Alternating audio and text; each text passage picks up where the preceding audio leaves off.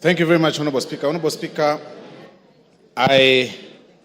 from the onset, I want to state that I support this motion entirely without putting or proposing to put a comma or full stop on any ground that has been placed here, Honorable Speaker.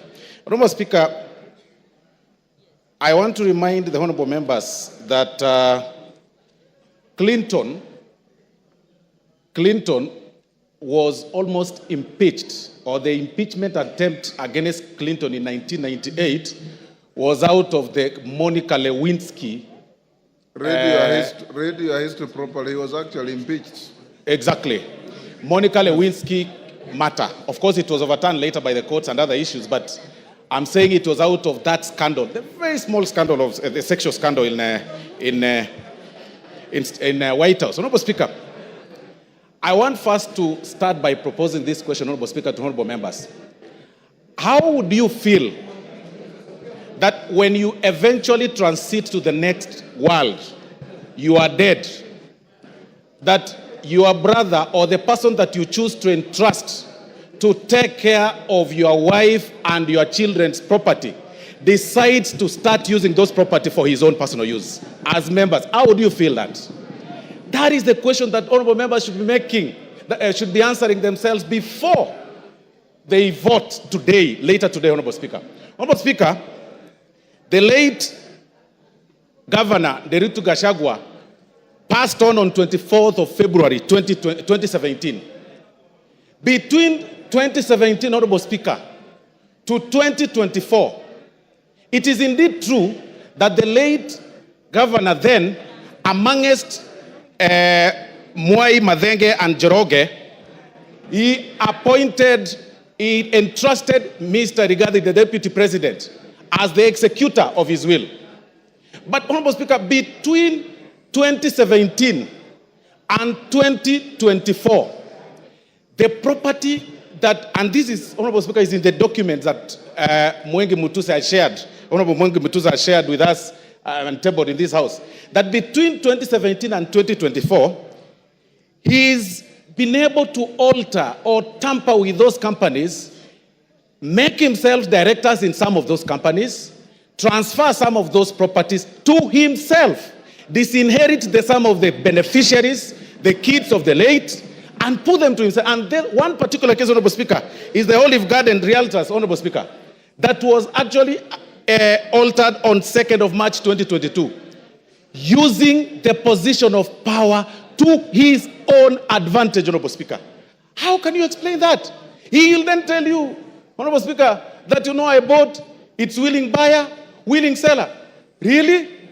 Does it mean that all your money that you've acquired, which is also questionable, the only property that you could identify is the property that is under the care or is supposed to help the family and the widows of your late brother?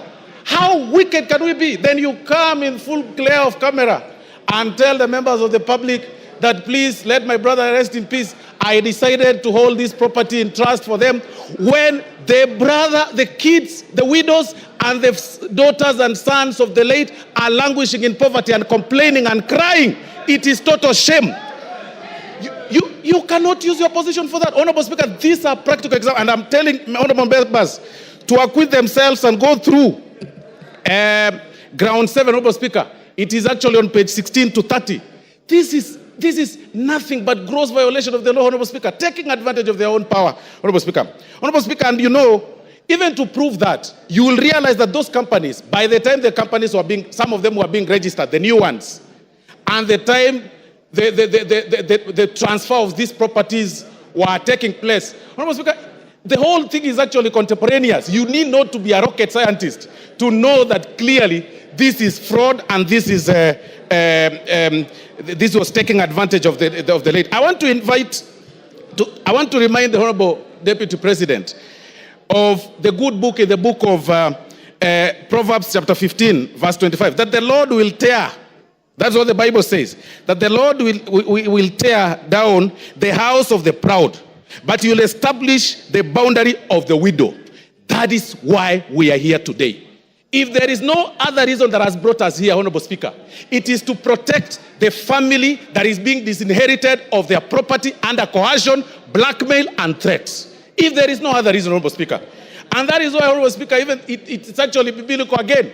In the good book, Honorable Speaker, of the book of Exodus 22:22, that do not take advantage of the widow. Do not take advantage of the fatherless. If you do, and they cry to me, I will certainly hear their cry. And my anger will be aroused, and I will kill you with the sword. Today, we are using the sword, today here, to protect, and it is biblical, it is religious. Today, we are using the sword to impeach you, just to protect the children that are suffering, that you threatened, that you blackmailed, that you told that if you dare speak or utter a word, I am the Deputy President of Kenya, elected by 7.2 million people. I will finish you. Finish who? We will finish you today in this floor of the House. Honorable Speaker, I mean, there is nothing more for me, Honorable Speaker, on this matter. There is nothing more than cabinalism. I mean, really, like you are left under the care of the properties of your brother. Then you take them to your advantage. Your immediate brother.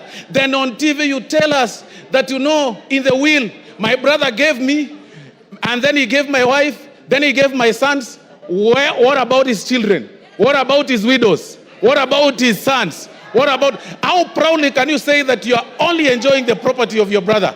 For that reason alone, Honorable Speaker, we say GACHAGUA must go. If there is no other reason, today, GACHAGUA must go. Honorable Speaker, I relate this case with the case of, I relate this matter, Honorable Speaker, with the Spelunchian explorers case, Honorable Speaker, where the members... Yes, Kipchumba. Timothy Kipchumba. Honorable Speaker, I rise pursuant to Standing Order number 91 on the issue of statement of facts. Honorable Speaker, is it in order for the Honorable Osoro to claim that the Honorable Rigathi Gachagua disinherited the wife of the late brother? Honorable Speaker, can he table the facts before this House that he disinherited? Honorable Kipchumba. Order Osoro. Honorable Kipchumba. Those are the facts that the move of the motion placed on the table. It appears you probably were not in the House then. Finish up, Osoro. Honorable Speaker, I'll refer the Honorable Member to pages 16 to 30 of this very motion that was tabled in this House, Honorable Speaker. And these are facts. And I've also said that, Honorable Speaker, on this particular matter, the threshold is on the 2/3, and we're also working on the balance of probability. We are looking at this matter on how the facts relate or place themselves on the table from the transfer of the properties and also the registration of the companies. I mean, it is clear, the facts are contemporaneous. Nobody, unless you don't need to be a rocket scientist to identify this whole thing, Honorable Speaker. And that is why, Honorable Speaker, for this reason, for this very reason, Honorable Speaker, I want to say that I support the impeachment. Please, let's make it early. Even if it's at 6, Rigathi Gachagua must go.